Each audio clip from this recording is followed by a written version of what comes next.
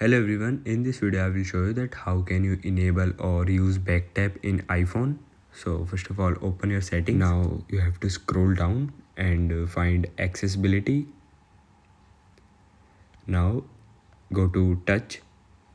Here scroll down to last and you will get option of back tap. Click on this option. Now you will see double tap and triple tap.